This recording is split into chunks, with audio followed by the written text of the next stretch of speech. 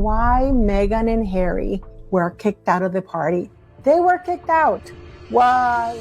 She walked into that party wearing the wrong color, caused a scene that nobody could ignore, got asked to leave before the guest of honor even arrived, and then, within hours, someone made most of the photographs disappear from the internet entirely. No statement, no explanation, just gone. And here is the thing that nobody in the mainstream press is saying out loud right now. This was not an accident. This was not a wardrobe misunderstanding. What happened inside Ted Sarandos's Montecito home on the evening of April 10, 2026, was the most publicly visible sign yet that Meghan Markle's Hollywood dream is not just struggling, it is collapsing. And the camera caught every uncomfortable, cringeworthy, devastating second of it. Stay with me, because by the time we get to the end of this video, you are going to understand exactly what happened that night, why it happened, who it affected, what the deleted photographs tell us, and what all of it means for where Harry and Meghan truly stand right now in the entertainment industry. Because the full picture, the real picture, is significantly worse than anything the mainstream press is currently reporting. And we are going to get into all of it, right now. The deal that was supposed to change everything. To understand why that party mattered so much to Meghan Markle, you have to understand what was at stake going in. And to understand what was at stake, you have to go back to 2020. Cast your mind back. Harry and Meghan have just stepped back from royal duties. They have relocated to California. And the headlines, the extraordinary, breathless, genuinely historic headlines, are that the Duke and Duchess of Sussex have signed a reported $100 million deal with Netflix. $100 million. Let that number sit for a moment. Because that was not a small content deal. That was not Netflix hedging its bets on a mildly interesting couple with a royal connection. That was a statement. That was Netflix saying, we believe in these two people. We believe they can build something. We believe the world wants to watch whatever they produce. And Harry and Meghan believed it too. More than that, they needed to believe it. Because the entire logic of their departure from the royal family, the entire justification for everything they had walked away from, everything they had given up, everything they had said publicly about needing independence and creative freedom and the ability to live life on their own terms, all of that rested on one critical assumption, that they could actually build something in Hollywood, that their names, their story, their platform was worth $100 million. So what actually happened over the following 5 years? Their documentary series aired. It generated headlines, enormous headlines actually. But the headlines were almost entirely about the accusations leveled at the royal family rather than anything to do with the production quality or the storytelling or the television craft involved. Their polo documentary landed on the platform and barely caused a ripple. Their lifestyle show, With Love Meghan, debuted to reviews so withering and so universally disappointing that it was cancelled almost immediately. No third season, no renewal, gone. And then came the moment that genuinely changed the temperature of everything. Netflix quietly pulled its investment from Meghan's lifestyle brand as ever. The streaming giant that had funded all the manufacturing, all the marketing, all the infrastructure for her jam and honey and lifestyle products. They walked away. Completely. Entirely. Without fanfare. And how did Meghan respond to that? She showed up at the CEO's house and was photographed holding hands with his wife. Think about that for a second. Your business partner just publicly walked away from your brand, and your response is to show up at their home and make sure the cameras caught you looking warm and close and friendly. Does that sound like a confident woman who is not rattled? Or does that sound like a woman who is desperately trying to manage a narrative that is already spinning away from her? The Variety story that changed everything. And then, in March of this year, the moment that genuinely shook the Sussex orbit arrived. Variety magazine published a story detailing significant and deep tension between the Sussexes and Netflix leadership. Now, and I need you to really understand this, Variety is not a gossip blog. Variety is not a tabloid. Variety is not some anonymous Instagram account claiming to have insider access. Variety is the Bible of the entertainment industry. Every executive reads it. Every agent reads it. Every publicist, every casting director, every studio head, every serious player in Hollywood reads Variety. It is the industry's paper of record. And every single person in that world read that story. And every single person who read it understood immediately and completely what it meant. The story reported that 6 Netflix insiders, independently and separately, had said the same thing. We are done. Not, we are reconsidering. Not, we are in conversations about the future. Done. 6 separate sources. 6 people inside one of the most powerful entertainment companies on Earth, all telling the same reporter the same thing. Both Harry and Meghan denied it publicly. Netflix issued carefully worded statements. But in Hollywood, a denial in Variety after a story in Variety is a bit like closing the stable door after the horse has already galloped 3 miles down the road. The damage was done. The story existed. The sources had spoken.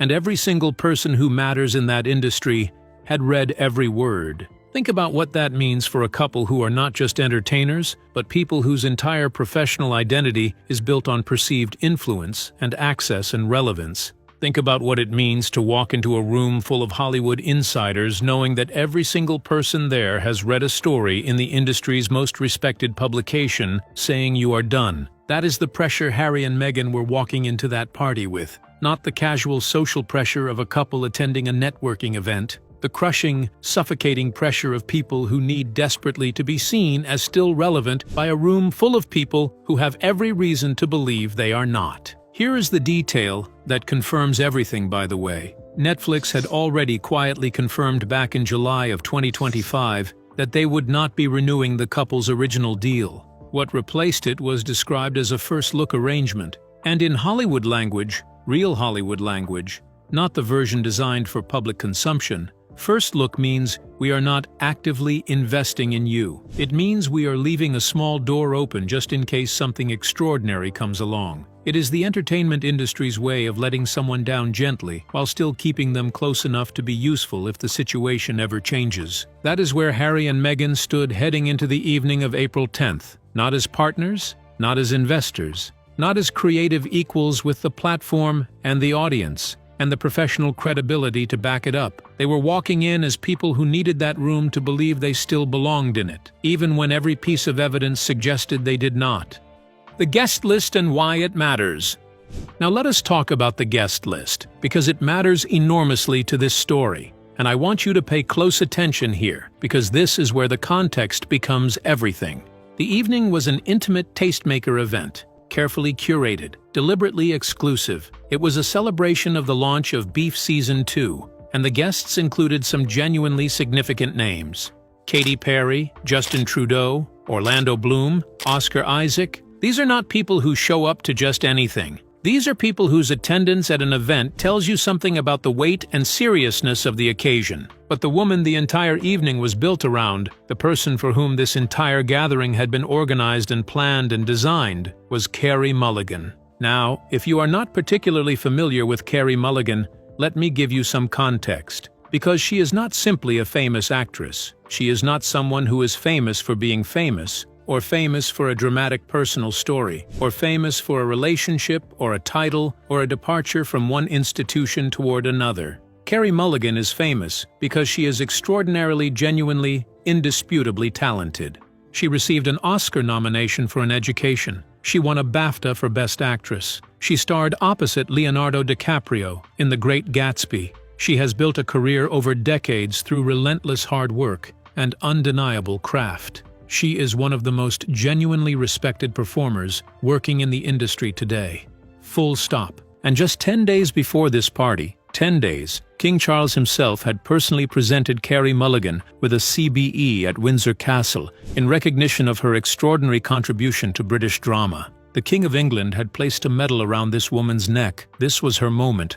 This was her celebration. This was Carey Mulligan's night, and everybody in that room knew it. Can you imagine receiving that honor? Can you imagine the years of work, the hundreds of performances, the decades of craft and commitment that go into earning a CBE from the reigning British monarch personally?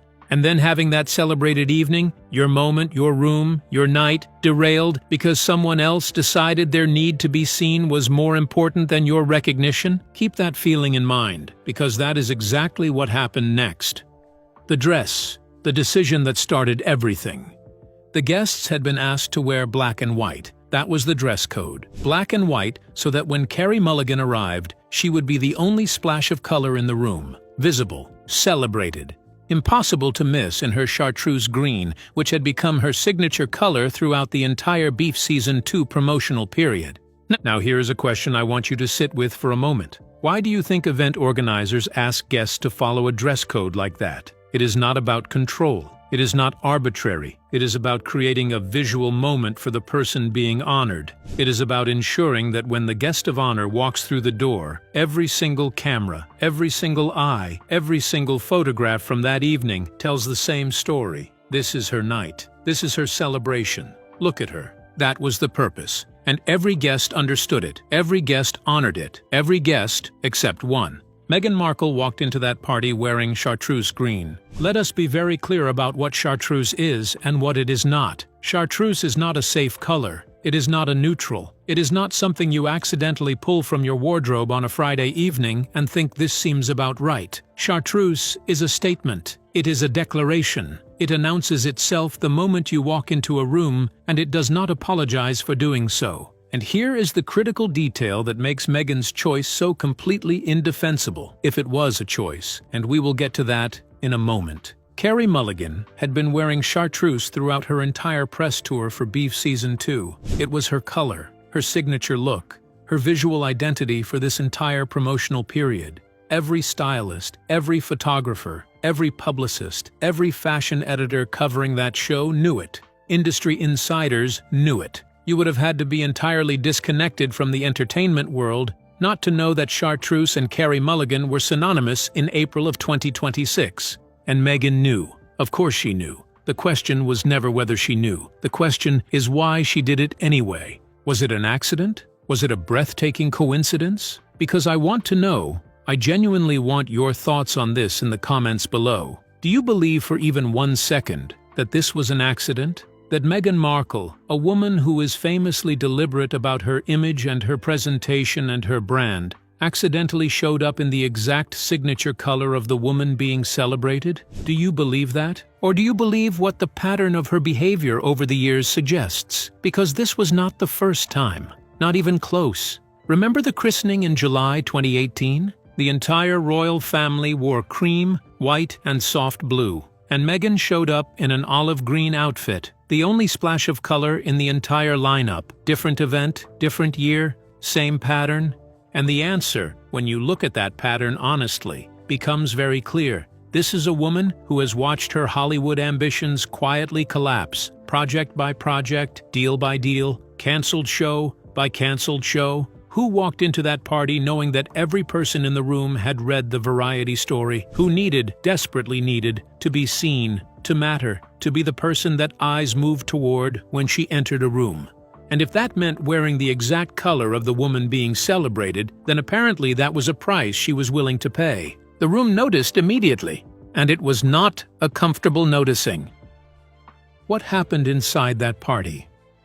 What happened next has been pieced together from multiple sources, and the picture those accounts paint is extraordinarily revealing. Meghan and Harry did not stay for the full evening. They were asked to leave, not invited to move to a different room, not quietly redirected to a better seat, asked to leave, before Carey Mulligan had even arrived for the formal portion of the celebration. The reason, according to sources, was simple and unavoidable. The color clash had created exactly the kind of distraction that the hosts had worked meticulously to prevent, and allowing Meghan to still be in the room when Carey walked in would have turned a celebration of one woman's genuine achievements into a comparison exercise, one woman honored by a king standing next to another woman who wore her color, that nobody wanted and nobody had agreed to, and Meghan reportedly pushed back. She wanted to stay. She apparently wanted specifically to get a photograph with Carey Mulligan. Think about what that tells you. A photograph that would then have circulated online, suggesting some kind of connection between Meghan and the show, some kind of shared glamour, some kind of relevance to an evening she had not been invited to be relevant to. She wanted to position herself next to a woman who had just received a CBE from the King of England, so that some of that legitimate achievement and that genuine prestige might rub off on her by association. That photograph never happened. Harry and Meghan were gone before Carey arrived, and Harry, by multiple accounts, spent a portion of that evening apologizing to Ted Sarandos again for his wife's behavior. Let that sink in for a moment. A man who was once fifth in line to the British throne. A prince who grew up in palaces and walked through corridors of genuine historic power. Standing in a living room in Montecito, California, apologizing to a Hollywood executive because of the dress his wife chose to wear to a party she arguably should not have been at in the first place. This is where they are. This is the reality of their situation, stripped of all the spin and the carefully managed photographs and the statements from publicists. A man apologizing for his wife while she argued with the host about being allowed to stay long enough to get a photograph for social media. I want you to comment below and tell me, genuinely, honestly, at what point does that dynamic stop being something you can manage and become something that defines you? Because Harry has been apologizing for Meghan in rooms like this for years, and it never seems to change anything. The deodorant incident and the outfit change. Now there is another detail from that evening that I have to discuss, because it adds a layer to this story that is both genuinely bizarre and also, once you understand Meghan's documented behavior patterns, entirely unsurprising.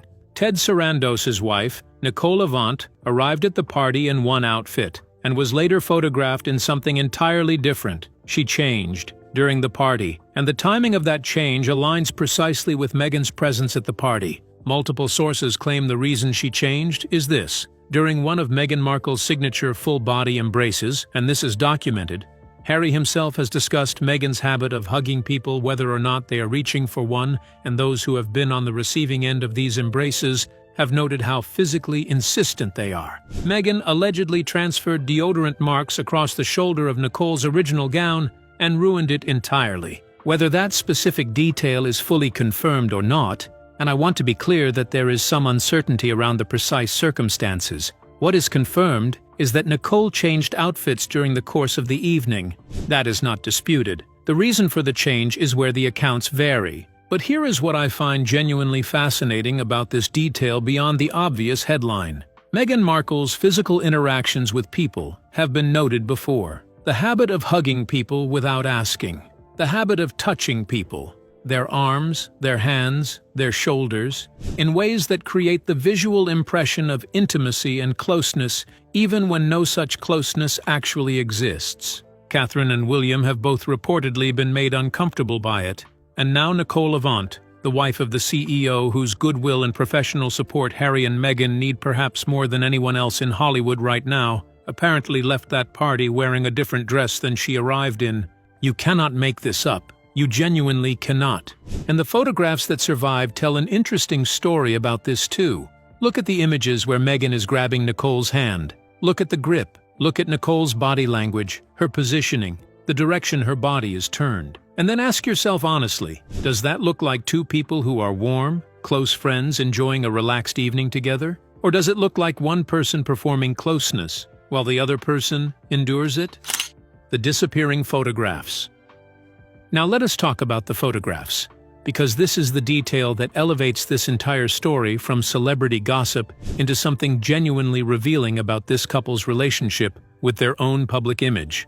Getty Images had multiple photographs from that evening, candid shots, group shots, images that captured what the evening actually looked and felt like, and then within hours of them being published, within hours, most of them disappeared, pulled from the archive, unavailable, gone. No explanation, no statement, no press release explaining what had happened or why. They were there, and then they were not. What remained were one or two carefully composed images. Harry and Meghan smiling warmly alongside Ted and Nicole, looking relaxed, looking close, looking like the variety story had been completely overblown, and everything between the Sussexes and Netflix was absolutely fine. Here is the question I want you to sit with. If the evening genuinely went well, if Meghan was confident and in control and warmly received by everyone in that room, then why would those photographs need to disappear? Why would you pull images from one of the world's most widely accessed photo archives if those images showed you looking good?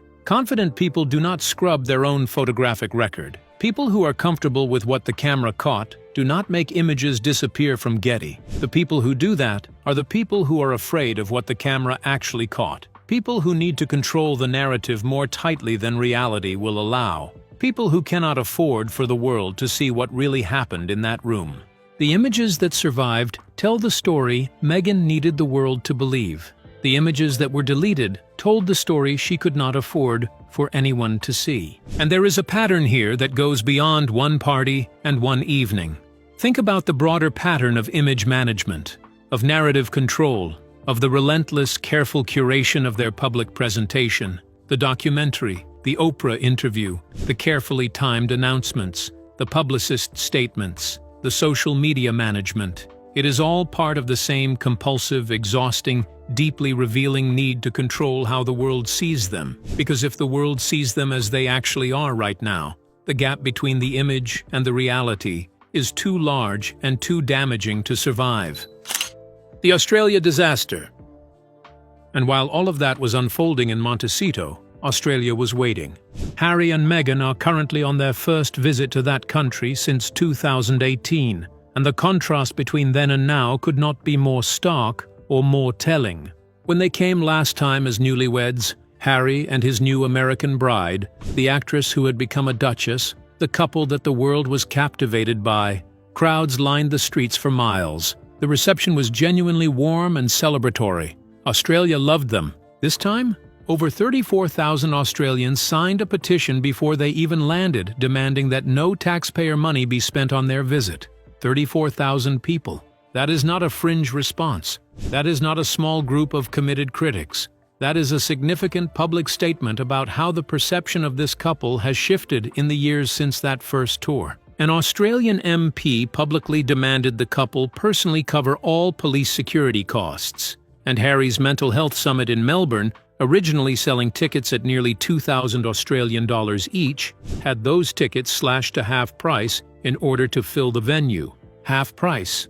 Let that sink in. When your name and your platform and your presence are supposedly worth what Harry and Meghan claim they are worth, you do not need to cut your ticket prices in half to get people through the door. The market speaks. And the market said very clearly that $2,000 was too much to pay to sit in a room with Harry Windsor talking about mental health. Meghan's Sydney retreat is charging up to 3,000 Australian dollars per ticket. And as of this filming, it is still not sold out. For comparison, and I think this comparison is genuinely illuminating, when Gwyneth Paltrow held a similar event in Sydney just 3 years ago, it sold out completely. People said you could not get a babysitter or an Uber that entire night because everyone was there. Gwyneth Paltrow, a woman who built a real brand through real work and real products and real engagement with her audience, sold out Sydney. Meghan Markle, who has spent years telling the world she is a powerful, globally resonant brand, is struggling to fill seats at $3,000 per ticket and having to ban journalists from attending so that the experience cannot be reviewed or reported on honestly. And I find that detail about the journalist ban particularly telling, because a source who purchased a ticket to Meghan's Sydney event and later discovered she worked in media shared her experience publicly. She said she was excited about the event. She believed in what it promised. She wanted to be there, and when she asked for a tax invoice to claim back from the ticket price, a completely routine, entirely reasonable, standard business request, she received instead a phone call and then an email informing her that because she worked in media and because this was a closed-door experience, she was no longer able to attend. She went from invited guest to excluded attendee in one phone call, with no prior disclosure that media professionals were ineligible to attend, and no warning that this condition existed anywhere in the booking process. Why would you ban journalists from attending an event that you are proud of? Why would you make it deliberately impossible for the experience to be reviewed or reported on? That is not the behavior of a brand that is confident in what it is delivering. That is the behavior of a brand that knows the product will not survive scrutiny. The Centerpoint lawsuit shadow. And then there is the matter of the lawsuit that is hanging over Harry's head right now like a storm cloud that nobody in his team seems to know how to address.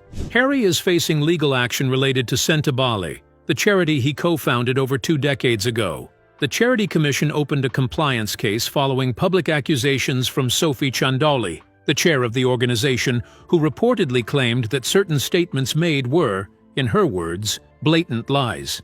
Harry responded by launching what observers described as a thinly veiled attack on Chandali publicly, accusing her of telling blatant lies and saying he hoped a robust inquiry would unveil the truth. Now, Sophie Chandali is not someone you attack casually. She is a lawyer. She was an executive at Meta. She is a highly accomplished woman with the professional credentials, the public platform, and frankly, the personal temperament to push back forcefully against any characterization of her conduct that she believes is inaccurate. And the question that nobody seems to be able to answer right now is this: what exactly is this lawsuit about? What were the statements made? What did Harry say that resulted in the Charity Commission opening a formal compliance case against an organization he spent 20 years building? We do not yet know the full answer to that question. But we know the lawsuit exists, and we know that Harry arrived in Australia carrying it with him, a man who is already watching his media empire crumble, who spent an evening in Montecito apologizing to a Hollywood executive for his wife's behavior, who is now cutting ticket prices for mental health events to get people through the door, is also navigating an active legal dispute with a charity he co-founded and once called one of the most important things in his life. The trajectory here is not a good one. What the pattern tells us. Let me step back for a moment because I want to talk about the bigger picture here. Because what happened at that party on April 10th did not happen in isolation. It happened as part of a pattern that has been building for years. And that pattern tells us something important. When Harry and Meghan left the royal family, the argument, the public stated, carefully articulated argument, was that they needed freedom. They needed independence. They needed to be able to build something for themselves, on their own terms, without the constraints and the scrutiny and the institutional weight of the monarchy pressing down on them. And the world, to a significant extent, gave them a chance. Netflix gave them $100 million. Publishers gave them book deals. Spotify gave them a podcast. The media gave them platforms. Audiences gave them attention. Hollywood gave them access to rooms they would never have been able to walk into without a royal title attached to their names. And what happened? The Netflix deal produced one documentary built on accusations and a lifestyle show that got cancelled. The Spotify deal fell apart. The book sales disappointed. The lifestyle brand lost its streaming partner. The events are not selling out. The photographs from parties are disappearing from archives. The question I want to ask is this: at what point does a pattern stop being a run of bad luck and start being evidence of something more fundamental? At what point do we have to look honestly at the gap between the image Harry and Meghan project and the reality their professional track record reveals? Because the image says, powerful couple, global brand, media empire, untouchable platform. The reality says, cancelled shows, pulled partnerships, half-price ticket cuts, deleted photographs, apologetic princes, and invitations to parties they arguably should not have been at in the first place. Those are not the same thing. Not even close. What comes next? So where does this leave Harry and Meghan? Where do they go from here? The Australia tour is happening right now as you watch this, and the way it unfolds will tell us a great deal about what the next chapter of their story looks like. Because Australia was supposed to be a reset, a chance to reconnect with a public that had once genuinely loved them, a chance to generate positive headlines, to remind people that they do good work in the world, to rebuild a little of the goodwill that has been steadily eroding. But the early signs are not encouraging. The petitions, the demands for security cost reimbursement, the half-price ticket sales, the journalist ban, the controlled, curated, closed-door approach to every public appearance that feels less like a royal tour and more like a damage limitation exercise wrapped in the language of advocacy. And in Hollywood, the situation is arguably more precarious, because Hollywood is a town built on relationships, on reputation, on the perception of power and relevance, and forward momentum. And right now, the perception of Harry and Meghan in Hollywood is being shaped by a story in Variety that said 6 insiders called them done, by a party that ended with them being asked to leave before the guest of honor arrived, and by a set of photographs that someone decided could not be allowed to remain in the public record. That is not a good position to be in. That is not a recoverable position without something genuinely significant. A hit show, a compelling project, something that proves the talent and the vision and the cultural relevance that they have been claiming all along are real. And right now, the first look arrangement with Netflix, the cancelled lifestyle show, the pulled brand investment, and the party exit do not point toward that something being imminent. The final reckoning. Here is the truth at the center of all of this. And I think on some level, even Meghan Markle knows it, even if she will never say it publicly. The Hollywood experiment has not worked. Not in the way they imagined it in 2020 when they were signing $100 million deals and talking about building a media empire. Not in the way that would justify everything they walked away from, everything they said about the institution they left, and everyone they hurt on the way out. The shows did not connect. The brand did not grow. The partnerships fell away. The rooms that once welcomed them are becoming harder to enter and easier to be asked to leave.